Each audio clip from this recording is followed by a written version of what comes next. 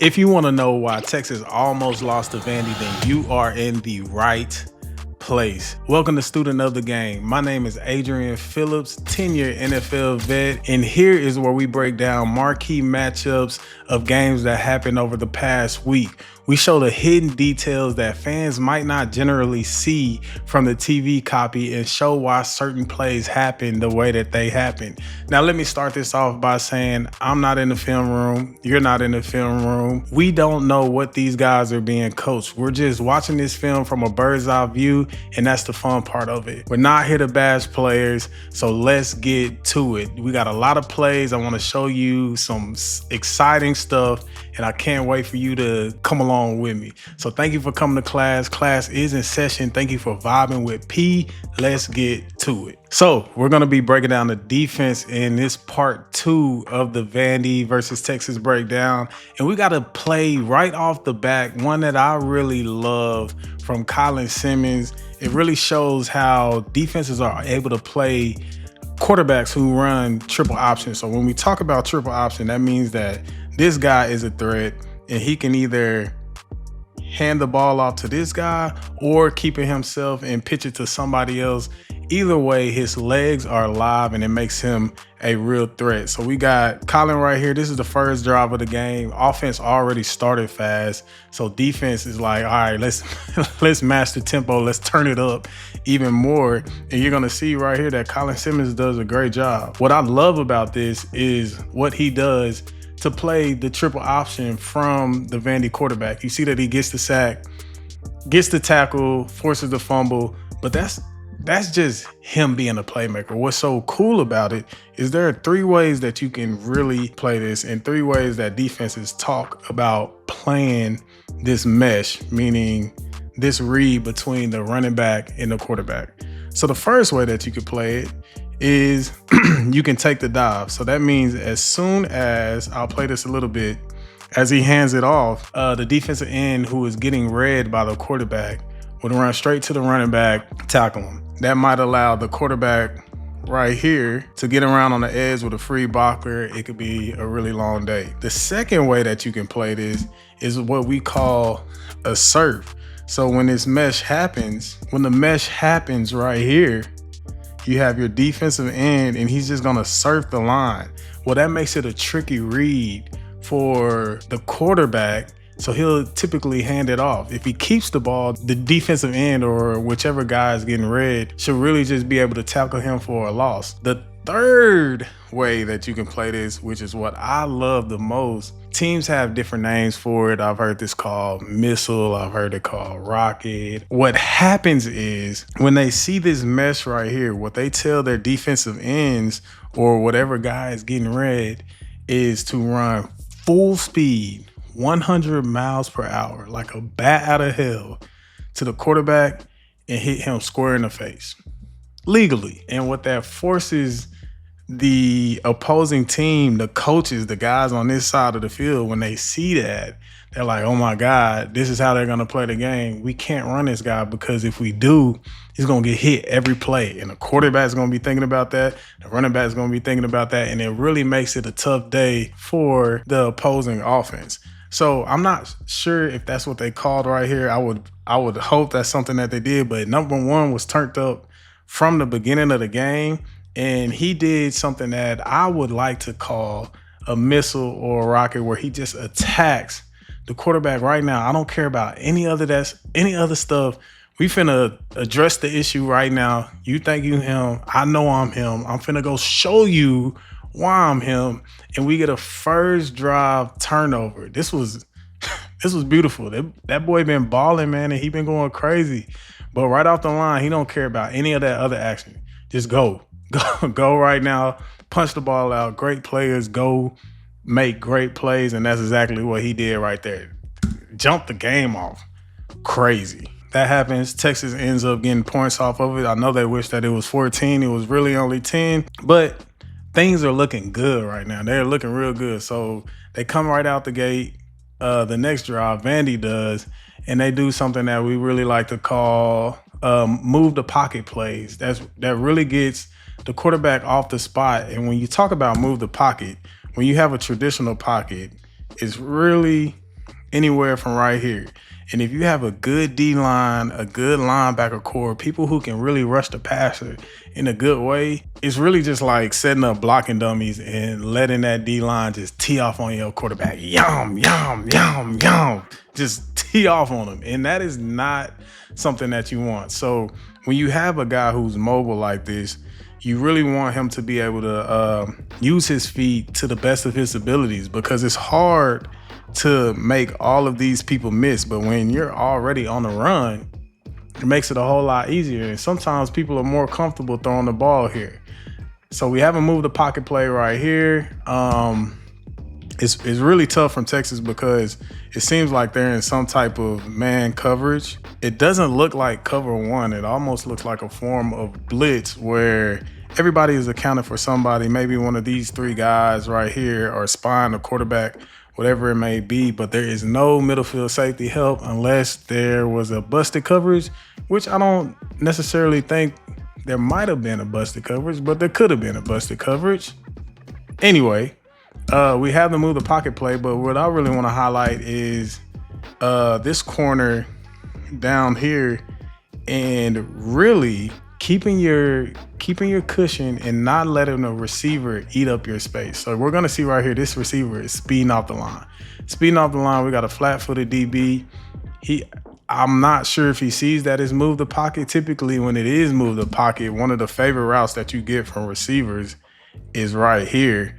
But when you got a guy, if they're on the same page and if they have a connection or if it's dialed up already, they can convert this to a go route right now. When you have good players like that, you're able to do that. So I'm not sure if this was a go route off the top because of the way that he was running. I think it might have been, but it could have been a read, whatever it is. Number 6 right here just lets the receiver eat up his cushion, sit, and this is what we talk about when you're in these situations. If you get got, just grab them and hold on. They end up missing right here. It ends up being a foul ball. But if that was on the money, it could have been 7-10.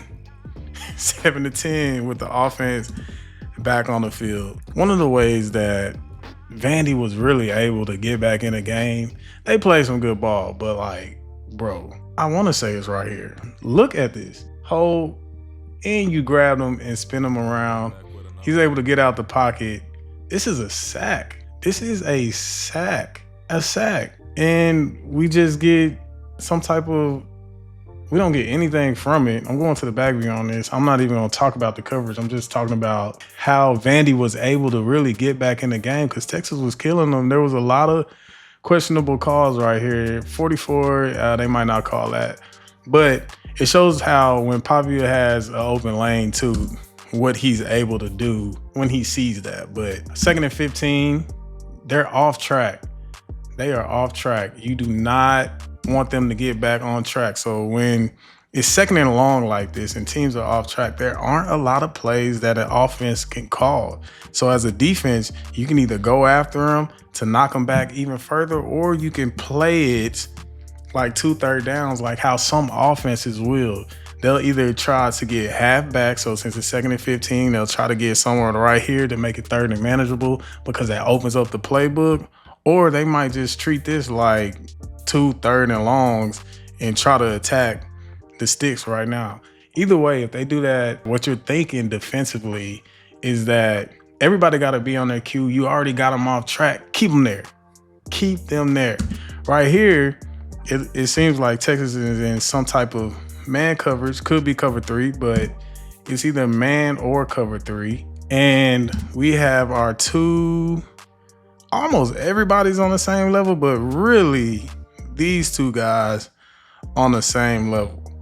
So if it is man coverage, these two guys are responsible for those two guys in some way or capacity. It could be combo, it could be a lock and level, which means that this linebacker is going to stay on the running back and this safety is going to stay on the tight end. Whatever way it happens, it happens. But when you're a safety, and they got a dog right here. They got an absolute dog right here. So maybe they don't want to give a whole bunch of cushion to that guy. They want to try to get hands on him as much as possible. But if you're a safety and your tight end's in the line, typically you want to just go ahead and back up and be right here to allow your linebacker to be able to work through that traffic, because they're coming to pick them right now. As I let this play run, pick, and it happens. And the final pick was from number 5. That was just unfortunate. He was breaking on the receiver. But when you have these tight formations, the ball is on his hash, and in college hashes, it's even less space than in the NFL. So when you got this, you got to see this space, see the traffic that it might cause. So you either tell your safety to go down and press, or you tell your safety to get back because, hey, bro, I need to be able to work through this traffic. And if he goes down and press, it allows you to be able to work over the top, and it will make it an easier call for the ref to see if that's a true pick right there or not. With that being said, 26, I know it's tough, but you just got to go. But it's 2nd and 15. They throw a freaking arrow route to the sideline and get it. At this time, I think Vandy is 7-1, 6-1. So when they're able to move the ball like that, it shows why they're 6-1. So for this one, we're gonna talk about the coverage right here with the free safety. It looks like, man, Vandy does a good job with the coverage ID. We talked about this on the offensive side of the ball, but what a coverage ID shows is that very rarely do you line your big tight ends. Usually tight ends are a lot slower, but very rarely do you line your big tight end up here and keep him there off the ball. If he stays there off the ball and the safety is on him, tight ends are a lot better than they were back in the day. I know there's a lot of great Hall of Fame tight ends, but speed-wise, they are a lot more athletic than they were back in the day. But if they stay in this formation right here, usually it's some type of in-breaking route, some type of influence, some type of screen, whatever it may be. But all Vandy is doing right here is identifying if you're in man zone. If your corner was out here, we're guessing his zone. Since your safety is out here, we're going to pretty much guess this is man. So they motion him back in. They have their coverage identifier right now. They know that it is man coverage. So it seems like 29 is kind of outside leverage right here. We have our corner who seems inside leverage. So if you're this star right here, star is one of the hardest positions to play in football because you can cancel out a lot of routes when you're playing corner right here. Now, that deep ball is crazy because you're away from the safety a lot more, but you could cancel out a lot of routes depending on the formation. Here, when somebody's lined up right there, that's usually like their most shiftiest guys, and they can really run anywhere they want on the field. That drawn is crazy. So for 29, my only critique right here, hold your leverage. As he's stemming, if you got free safety help, and I don't know how they're getting taught, but if you have free safety help right here and you're already outside leverage and he's stemming to your inside, then this line, this imaginary line that we're gonna draw, and we could also slow it down just a little bit, just because since you're inside, you're able to get your hands on. Because if it is a slot fade or something like that and you're outside, he has to run through you to go get it. Because if he releases inside for that, this safety should pick that ball off all day. If you're a star inside and you're ever playing off coverage like that, like look at that. Gets killed, but it's fine because they got a free safety right there. That's the luxury of when they run a seam like that. The route combination that they're running down here at the bottom is called indigo. So that's the luxury you have like that. But same thing up top. This is kind of what I mean. And I know he's on a tight end, but when you're down like that, you're able to go get your hands on.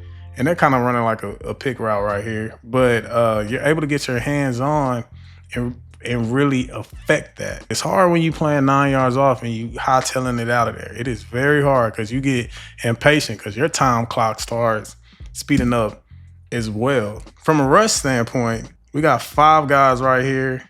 This guy is a spy, so it's really only a 4-man rush. When you have a dog like this at quarterback who's really able to make something happen like this, you have to have a spy. You have to have a spy, because what it allows you to do, it allows these guys to go win. Now they can't go super crazy. Like he's like 14 is covering for you, but like don't go dummy with the with the pass rush. This was a good rush by number one. This is what happens when you have a spy, what it allows you to be able to do. Oh, he can take that inside move, because if he goes, which he does, 14 should be on him right now. Right now, which he is. 26 is on him too. Between 14 and 26, one of them probably had the running back. But when you have a spot like that, it allows the rushers to be able to go up and be able to rush free. So sometimes people talking about how you letting him out the pocket. Like, if it's Johnny Manziel, it's Lamar Jackson, it's whoever you want it to be. Why are you letting him out of the pocket? Because you have a spy. So those guys can break the pocket and really go rush. Stay with me on this. We're going to watch this and then we're going to go back to it, because my note says Taco Bell. Taco Bell number 2. I ain't had Taco Bell in like 5 to 10 years, but the cheesy gordita crunches is crazy. They is crazy. I used to mess up Doritos Los Tacos or whatever them things was called. What Marshawn Lynch said, goddamn quesadilla. I used to mess them up too. Oh, I know why this is on here. Number 2, right here. So we're gonna talk about our sprint out rules and what that means. We have a formation identifier, a coverage identifier right here.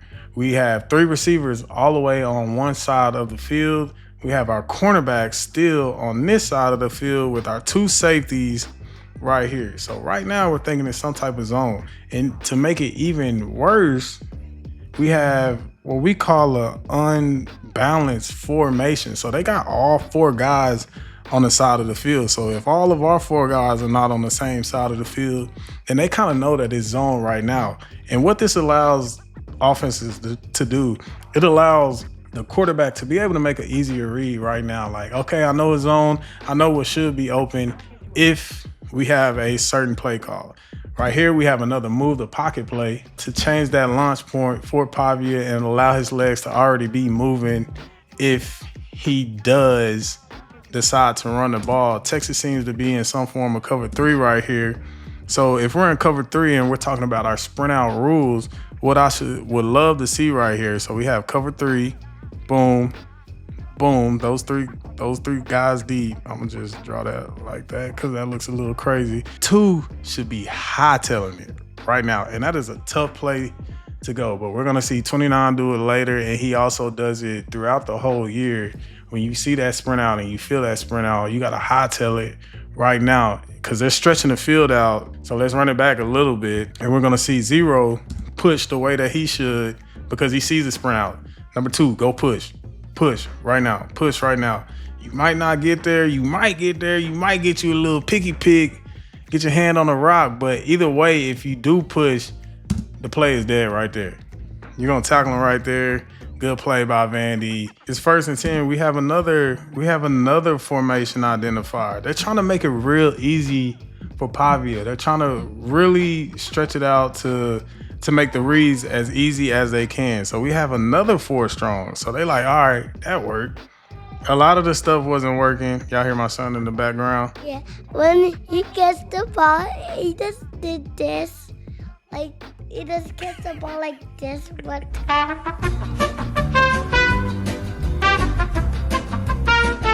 here, we're going to talk about the game within a game. It looks like we have some type of man coverage, right? We got 3 guys right here, 3 guys right here. These 3 guys are all talking about what they're going to do. They're on different levels from what it seems like. I love that. I love that. And if you didn't know it was man, you have this guy running with the running back as he motions out. And we have a middle field free safety right here. We have these guys locked on back here. This is what I want to talk about on this play right here. This is the game within a game. And this is stuff that you would have to notice if you watched it on film and if you just play a lot of ball. Teams will go 4 strong, have 4 guys to the strong side of the field because it would open up a lot of space right in here. It will make it hard versus cover 3 because if you go 4 strong versus cover 3, don't worry about this man coverage right now, but if you go 4 strong versus cover 3, everybody would need to plus this way, and sometimes they don't. And if they did plus this way, it would open up backside right here.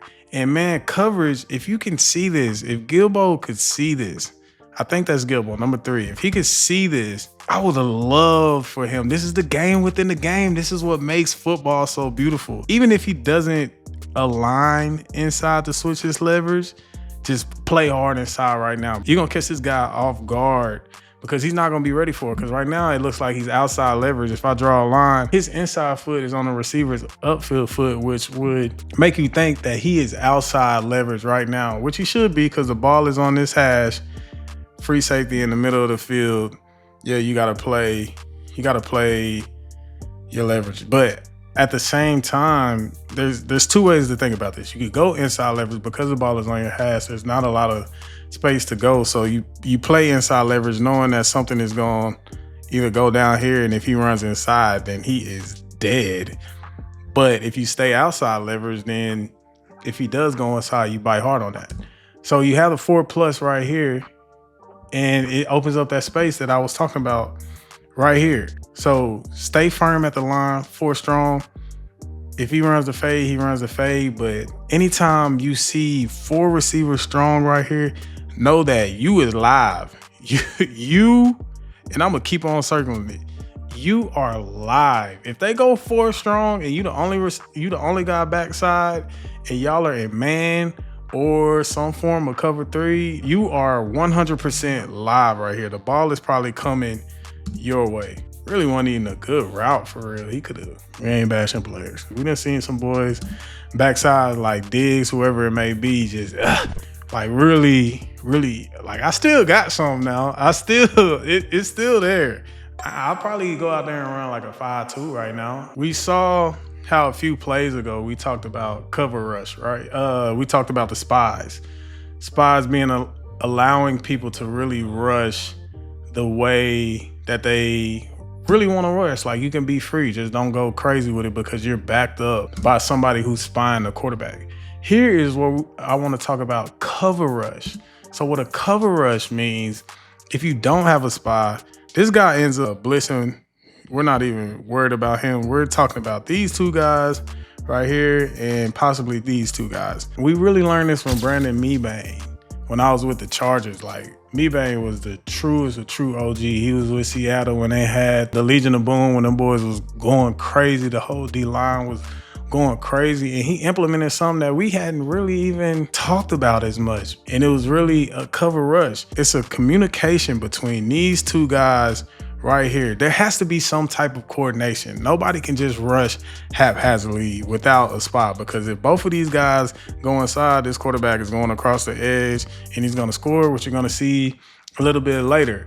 But when you have a cover rush, those 2 guys talk to each other. I don't know if they talking to each other right now, but those 2 guys talk to each other and shows like, hey, he's either going to allow him to take the inside move, and this guy is going to rush down the middle and cover him if he wins inside, or this guy here is going to allow him to rush up the field or rush inside, and he's going to cover him whichever way they go. Right now, this looks like a form of a cover rush. I don't know if it was called, but we have both guys going outside, and if it's not called, it was a great job by him to be able to feel Burt, number 91, trying to win in that gap, which he almost does, and falling back on the play. And we also talk about not rushing past the quarterback, especially against guys who can run. So we really don't have a middle presence right here. There's something going on between these 2 guys. We don't have a middle presence right here. So Pavia could take off and really get ghosts if he wanted to. But one thing that we always say, when you get to the feet of the quarterback, the level of the quarterback, turn around and rush. Because if you just run the edge, you're never going to get there.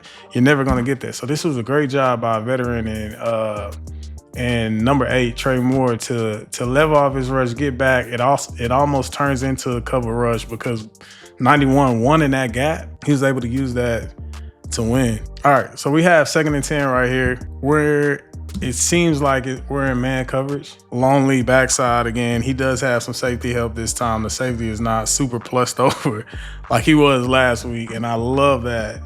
I love that because that boy was on an island last week. This is 2nd and 10. We have another move the pocket play. That's really the only way they was able to move the ball early on, man. And then Texas just had coverage breakdown after coverage breakdown after coverage breakdown. And it was wild. But right here, if you're in man coverage, we cannot be on the same level.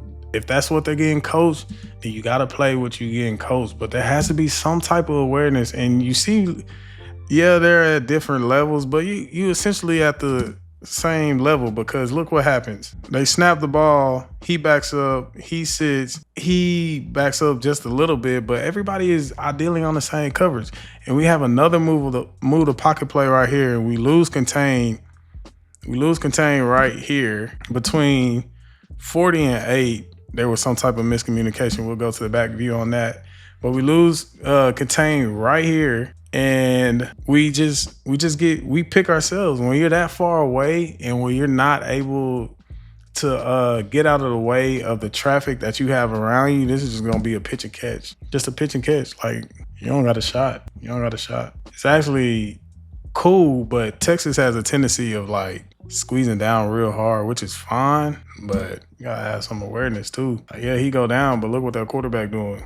Go to the ball. And it was almost a shovel. It's a two-way, like he could throw to the flat. It's actually a solid play. If this guy comes up the field right here, he can shovel it underneath to this running back right here. If he crashes down like he's supposed to, he has the edge, which allows him to be able to throw on the run or take off if he wanted to. Kind of a tough play. If Zero's on his job like he's supposed to be, then that shovel would have been dead if they threw that. This is how they came back in the game. Bro, no way you don't call that. So you have 2 refs right here.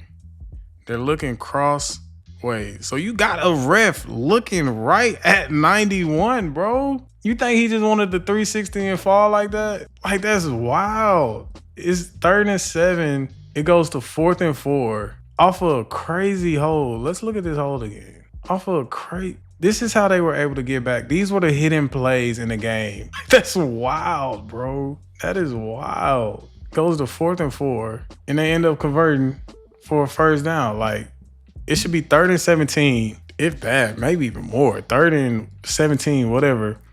But it goes to a 4th and 4, and they end up converting because of a missed call. Right here, we have another 2-for-2 situation. It's man coverage. You can tell how they're lined up. This is a way for them to create space. And if you're in the stack like this guy has to stay firm. If he doesn't stay firm and if he doesn't stay flat-footed, so he started at 6 yards off. If he doesn't stay flat-footed and this guy doesn't stay firm, he will never have a chance to make this play. So he backs up to 8 yards, partly in 2 reasons, because this guy's backing up and he's just backing up to back up. But when you do that, bro, you just giving him the first down. Gotta stay firm. Gotta get hands on. If we're in a stack and you're not gonna get hands on or you're not gonna stay firm, there's no reason for you to be in the stack.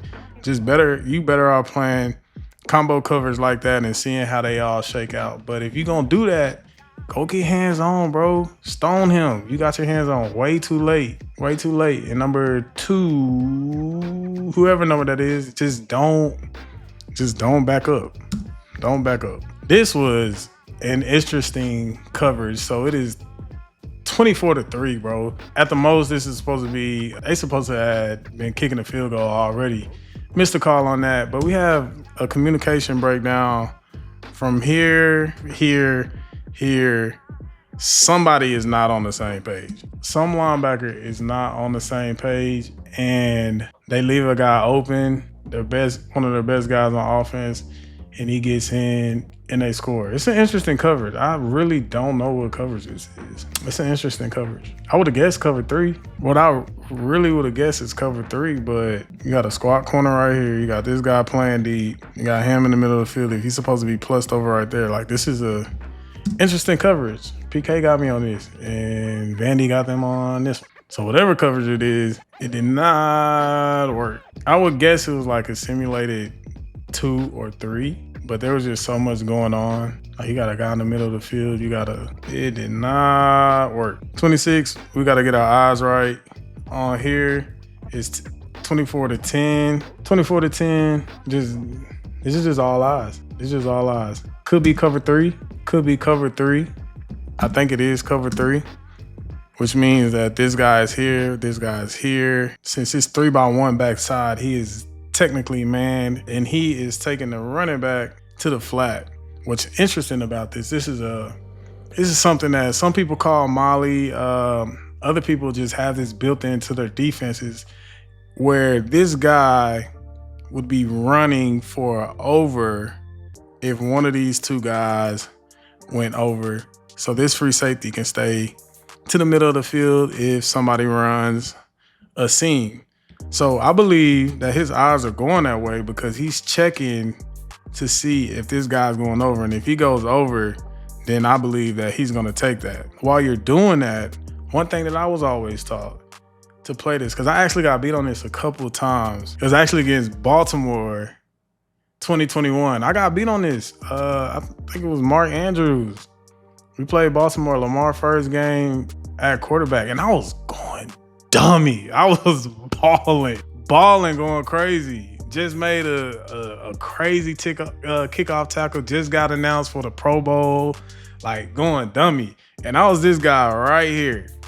And ideally how you want to take those over routes is you want to get to your spot, square up to the quarterback, and then feel peek, like just, like a little peek and go. Well, I got to my spot. I was lazy. I peeked, and I just didn't take him like I was supposed to. So I think that he's looking for this over route. If he's not, I don't even know what he's looking at right now. But I always believe that look at the quarterback first. No matter what happens, the quarterback is going to take you to the ball. And we get in this problem later on in the game where they have a big touchdown that we'll talk about. But look at the quarterback. I understand that you got the over route, but look at the quarterback, bro. He's not going that way. You could have walked into a gift. You just got to get your eyes right. And that's where I think like some of the zone coverages from the underneath coverage can get like really better, so them boys can start making plays and really picking the rock off, because there's opportunities for picks out there. There are opportunities for picks out there. I'm just going straight to the back view on this. Talk about buckling your 10 strap up. This was a great play by 18. Bow! Like, I don't even know if he thought that Buddy was going to hit him. But this is dope. So what we call this is a counter OY, right? So they're going to pull this guy, and this running back is supposed to track that way. But he sees 18 coming. And I think he just sees an open lane. He sees him about to take it off, and he sees an open lane right here. So he tries to go beat it, which is cool. Do what you got to do. I think 3 will show up. I think 0 is actually playing this very, very well right now, because if you go back, like he sees the pullers. Yes, you would like him to go right now, but he's tracking the ball. He's tracking the ball. Don't take yourself out the play. But this was a dope play by 18. Go beat it. He ain't gonna make the tackle. I know he got up like, oh shit. One thing I want to show right now. This is how you're supposed to handle a sprint out from this position right here. Our alignment is already better. They go overload again. They got 4 out, so they're I'm 4 strong, so they're plussing the field right now. They're already trying to get you. Move the pocket has been working well for them. They were getting positive yards off of it. But from a star position, this is how you're supposed to go right now. You realize that is move the pocket, go right now, get to that flat. You take it away, there is nothing there. Everybody is glued to somebody. Now, when you go, just buy him. You get your eyes back. He didn't throw the ball. Go look for him, because he's bringing it back in. Here, I believe that we didn't notice it was unbalanced. This is the center right here, but when you go 4 strong like that, you're supposed to move the center. He can either play a 9 or he could play a 6, and this guy can come down even farther. I believe that the D-line right here and the linebacker core, because the communication starts with the linebacker core in the front, I believe that they didn't realize that this was unbalanced or they don't have a check for imbalance, which puts you at a disadvantage already. Because now this guy has leverage to cut off this corner already. And if he's not blitzing, then we don't have anybody there, which he's not. It's cover 3. So we don't have anybody there. Ideally, he would go look up something short. He would go chase it down, either which way that you want to talk about it. But I just truly believe that we did not, as a front or front of linebacker core, know that this was unbalanced. Okay, I gotta show this. This was crazy. I wasn't gonna show this, bro. I wasn't gonna show this. But like, this was crazy. Tackled him. And then this was crazy as well. We gotta get our eyes back. Right here. You got him under control. Just get your eyes back, bro. Get your eyes back. You could affect this. 17, we got to get our eyes back, man. You controlling them, bro. Just peek. Peek right now, you'll know it's a run. You peek right now, you know it's a run. And that hit would have happened maybe 15 yards earlier. The play of the day. You want to talk about really getting them back in? This was the play of the day. And I'm really hate that the announcers went after this guy right here. Because, bro, they ain't cover 2, bro. They ain't cover 2. We're showing 3. We spin it to cover 2. Great. The issue is really here and here. He could have did a little something a little better, but he is not the reason that this is a touchdown. Let me say that. Unless Coach Akina teaching them boys something different, he is not the sole reason that this is a touchdown. You're going to see that they're going to make an adjustment on this later and actually play this the right way. So they go to cover 2. They run something we like to call an out and up. Really, it could be run like an 87 out and up, but they just run it straight as a seam out and up. And this is really it's almost like it's a cover 2 beater, but depending on how you run this, it's a cover 3 beater as well. What they do a good job of, so as if you're Texas and you're the middle run through player right here, so just to draw this up for you guys, we're here, and this guy is in the middle of the field about 22 yards. Some teams have those guys take them as long as the receiver is running down the middle of the field. I played it both ways, but that is how cover 2 is supposed to look. And then we have what it seems like we call this guy a bully. He's just kind of playing anything low. I missed this, and we got a spy. Sue me, but I think he busted, cause that's crazy. Sue me now, but he ain't the only problem. Cause if 14 is wow, I missed that when I was watching this. But anyway, you always teach your middle read to open to speed. So we have a tight end and a receiver up here. We have 2 receivers down here. He always taught to open to speed. So he opens to speed, which he does. But part 2 of that, which is what you'll see on the next play, is if speed goes away, you flip and find speed from the other side, because they're trying to get you. They want this to happen. So speed gets over him. He doesn't flip. He's supposed to drive to get to right there, which really puts him in a bind. Now, I just believe being in that position, bro, you got to be better. Like, I get it. He's running open. He's running down the middle of the field. Have to be better. But I said this last week. These 2 guys are tied on a string, bro. They're tied on a string. And if you're these 2 guys right here, it almost doesn't matter what route combinations you're getting from these receivers, because your eyes should be on the quarterback.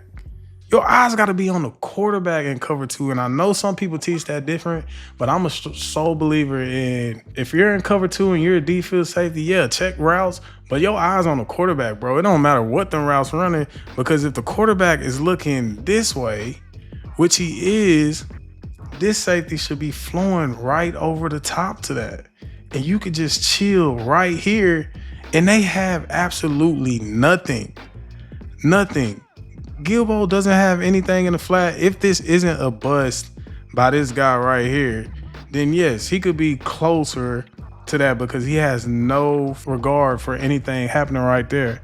I believe this dude busted. Either way, in cover 2, this guy is going to be underneath this. So he's never going to be able to make that play. If he makes that play, that's just a hell of a play by the corner if it's regular cover 2. If this guy's supposed to be right here, then he could be wrong. But for these two safeties, get your eyes on the quarterback, bro. The ball is already gone. The ball is already gone, and you chasing routes. One of my DB coaches out there just used to say, boy, you chasing squirrels. You a dog chasing a squirrel. Look at the rock. The quarterback will take you to the ball, and this won't happen. He still doesn't know. He knows right now. And Buddy almost caught the ball. And for Gilbo, the only thing that I would, for this guy right here, the only thing that I would love for him to do is if he's looking at the quarterback, take off and run. Take off and run, bro. Gotta take off and run. Because there's a chance. It could be underthrown. He could have got hit. Whatever it may be. Right now, and I don't know if y'all can see this, but right now you're looking at the quarterback. Ball already gone. You see that? Just take off. Both of those safeties have to be tied on a string, and that really is what brought them back. Now it's 22-34. They come back and try to run the same exact thing again. They dress it up a different way, and they try to run the same exact thing again. But what's so good about this? So now we got our guys. Let me see. Hold on. First off, I want to see this rush. Let me see this rush. There we go. Now we got a 3-man rush. But anyway, now 17 is ready for it, right? 17 is ready for it. We got the same exact coverage. He's opening to speed. He's the middle run through, safety, corner. We're going to have some guys dropping here. I'm not sure which ones it is. But speed goes away. Look, he opens to speed. Speed goes away. Flip your hips. Great job, bro. This is learning from your mistakes, and this is football on the fly, bro. You go to the sideline, you get cussed out, because I know Coach Keena cussed them though. Boy, I know he ripped them a new one. Cussed them out, flip, play it the right way. Fool me once, shame on you. Fool me twice, shame on me. Now, look at this. This safety doesn't feel like he has to take it. His eyes are on the quarterback. That's the most important thing. This corner is still underneath this. I want y'all to see this. This is the same exact play from the other side. That corner is still underneath this, bro. He's still underneath this. I want y'all to see that. He is still underneath that. That is not the corner's play. That is not his play. But the reason he's a factor on it is because it was played right here, which made him slow down because it wasn't ass open anymore. I know his eyes are good because he's breaking on the ball when the ball is in the air. That is what good defense looks like. Then it gets ugly. Like these boys convert. This was like 4th and 19. Gotta make your tackle. I mean, we rush 5. That's tough. I always said if you run fire zone, I've always believed that if you got everybody on one side of the field, it makes it hard for the underneath coverage because you can't cover everybody. Just another thing, like, bro, we sitting in the house versus empty, good luck. You do not have a chance. You do not have enough people. I talked about this in the offensive breakdown. Vandy messed up and did the same exact thing. When they go 5 out versus fire zone coverage, bro, you just do not have enough people. So it's wide open across the middle. They hit their tight end exactly the same way that Texas hits their tight end. Now they are going. Like, what else do you need to see right here? This is a hold. Like, come on, bro. You looking at it. Right here, you have to know what you're matching on versus cover 2. Running cover 2, we're opening the speed. We have to know what we're matching on in cover 2. I shouldn't see you closer to number 3 because I ain't got nothing really to do with you. I know that's where you're supposed to be, but if your eyes are on the quarterback, you could be breaking on that rock right now. It was just a breakdown at the end of the game that really allowed them to come back, and Pavia made them play. Any good quarterback can make an opponent pay when they do stuff like this. If he's competent enough quarterback, when you bust coverages and when you don't play the coverages the way that you're supposed to play them, it can all look like this. Right here, I think we're in, this was an interesting coverage too. I think we're in a cover 3 with this guy taking the over route right here, and he's just way too far. Way too far. When it's the end of the game, bro, you gotta be at your best. You gotta be at your best. Last play right here, just we rush 4. I believe this is like a red 4 or a red 2, which basically means everybody just kind of got they man. If it's cover 4, then everybody just kind of got their man. We slip, we fall. At the end of the game, you got to be at your best. But with all that being said, I'll show this right here, touchdown. With all that being said, you going into the bye week with a win and with a chance for everybody to get healthy and with your playoff hopes still out there. There were a lot of plays on there. I hope y'all enjoyed it in the way that I enjoyed them. Like, subscribe. Let me know what more would you want to see me break down? What would you want to see less? I love the feedback that I'm getting from you guys, from my friends, from all the followers. Thank you for coming to another session of Student of the Game. Thank you for vibing with P. I will see y'all next week. Let me know what games you want me to break down. I love this. I love y'all. Peace.